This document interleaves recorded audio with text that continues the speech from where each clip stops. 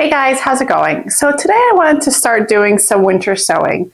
It's something that I started doing a couple years ago just from watching other YouTubers out there start doing it, and I really started experimenting with it, and oftentimes I had about a 50-50 chance of success.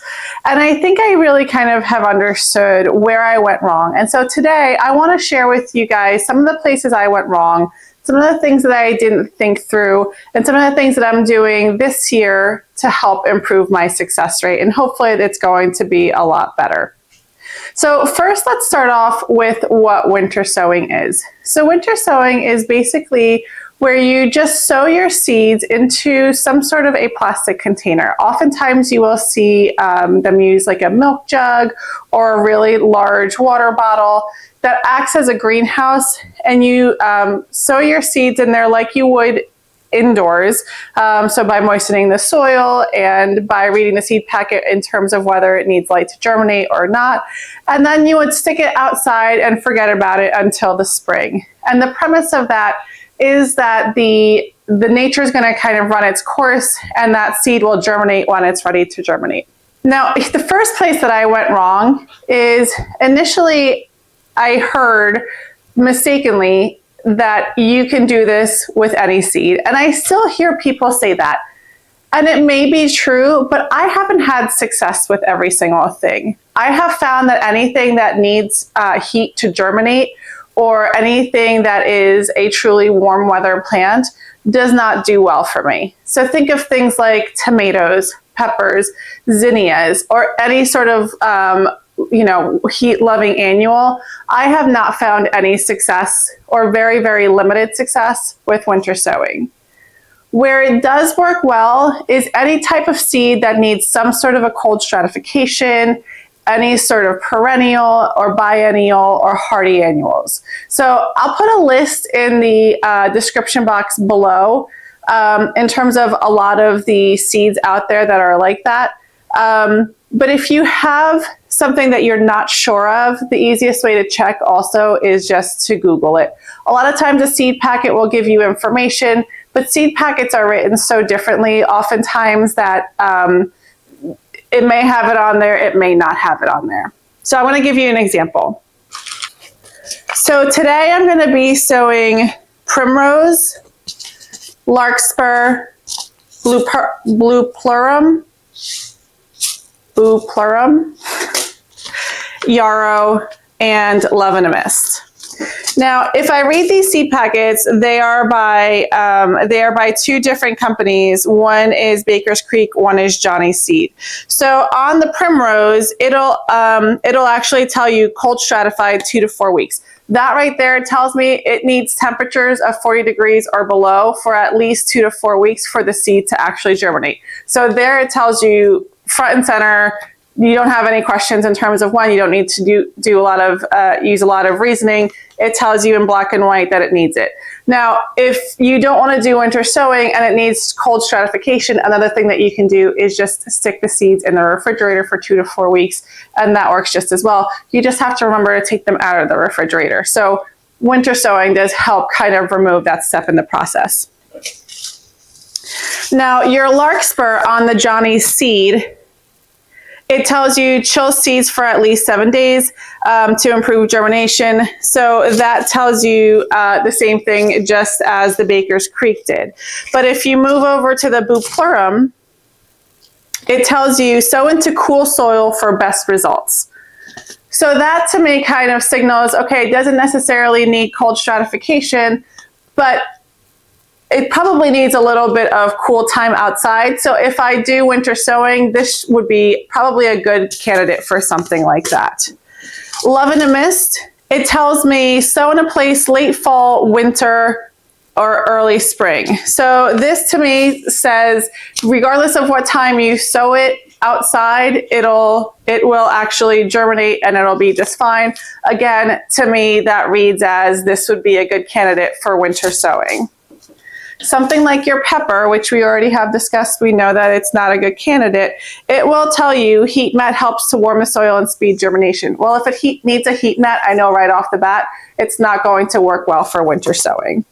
A yarrow is something that is a perennial. So since it lives in our soil, year round, this would also be something that is good for winter sowing. So there are other ways that seed packets, I've seen them talk about needing cold stratification. I've sometimes seen them write a little code such as C30. That typically means it needs a cold period of at least 30 days prior to it germinating. So read your seed packets, try to use a little bit of logic in terms of what would work for this, but just keep in mind, it may not be absolutely everything. Those warm weather things probably are better off to be either started indoors or sown directly into the ground. Okay, so now I have the seeds that I know I'm going to start and I think I'm going to have success with in terms of winter sowing because I think that they're good candidates to be winter sown. The next part of this is going to be very similar to how you would sow your seeds indoors. I basically have my moistened seed soil right here. And then I'm going to be going ahead and sowing the seeds. Now, the next part that I think through where it has gone wrong is when I've actually transplanted the seeds. And I have noticed that when I've planted directly into the milk containers, if the seeds germinated and I have planted quite a big number of seeds in there and they have germinated, those roots get very, very tangled. And so I had a really hard time separating those seedlings. And I would say about 50% of the time, I ended up damaging a lot of the seedlings before even putting them into the ground. And then they just died off and they didn't work. And so that was really frustrating to me. So the way that I'm going to combat that is basically I'm going to plant them into these solo containers. Now you can plant them directly into small nursery containers.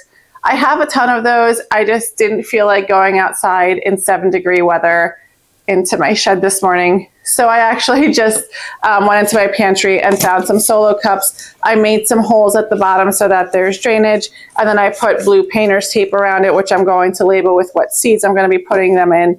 And then I'm going to stick this into this large container here. So from a logical standpoint, this is very, very similar to using your milk containers, because this would act as the greenhouse. I just have a little bit more control over the roots by using these little individual containers within a larger container.